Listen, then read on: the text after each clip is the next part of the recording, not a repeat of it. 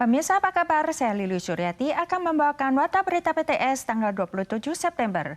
Insiden kebakaran pabrik minyak menewaskan 4 petugas damkar.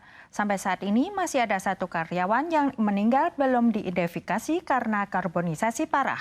Hari ini Menteri Dalam Negeri mengumumkan setiap petugas damkar yang tewas akan menerima santunan sebesar 28 juta dolar Taiwan dan menyatakan akan membantu mendaftarkan nama mereka di kuil martir.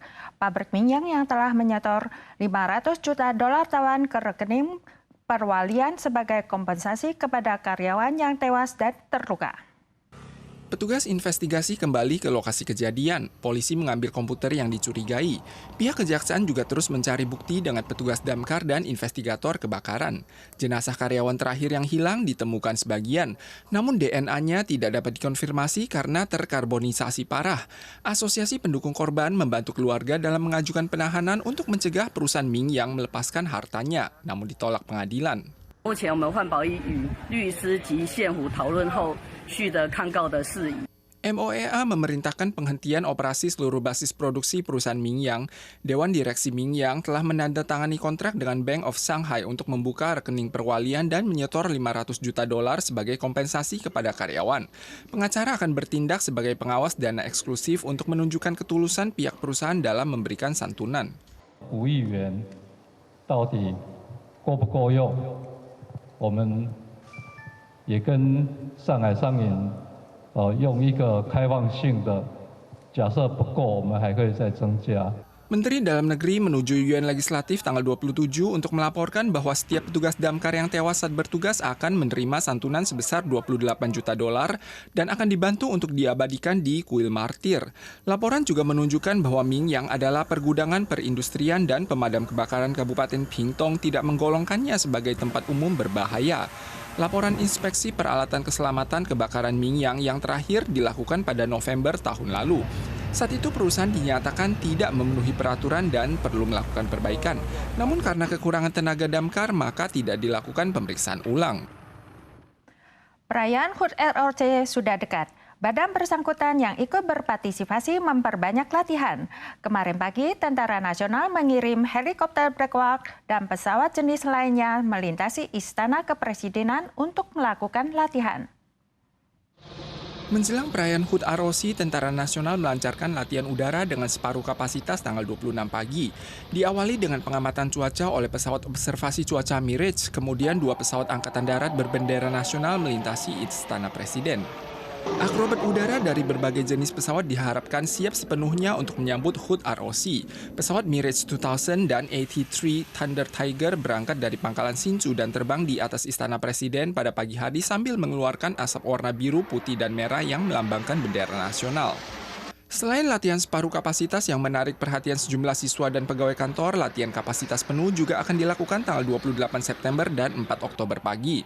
MND menyatakan jika mendengar gemuruh pesawat jangan gugup, karena saat itu akan diluncurkan 1 jet CH-47SD, 2 jet UH-60M, 5 jet AJT, dan 6 jet AT-3.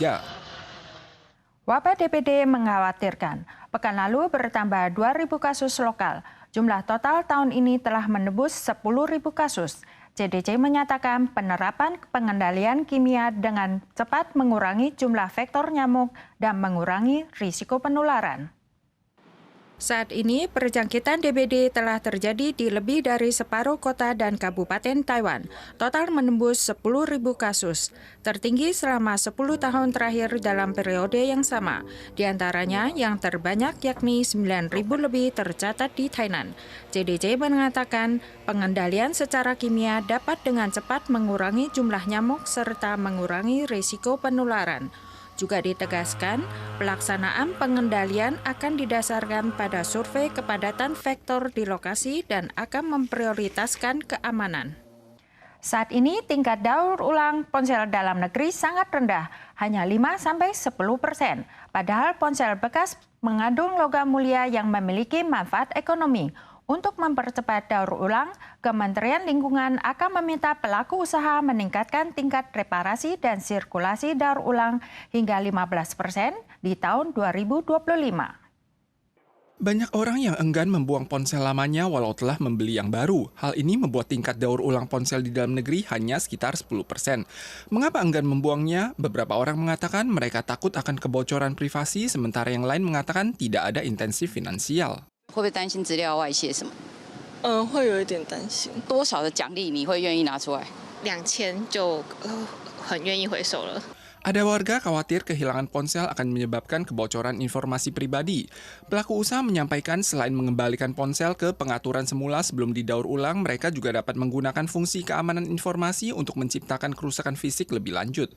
Lebih dari separuh warga meninggalkan ponsel lama mereka di rumah dan tidak membuangnya. Selain khawatir masalah privasi, mereka juga berpendapat bahwa insentif yang ada tidak cukup.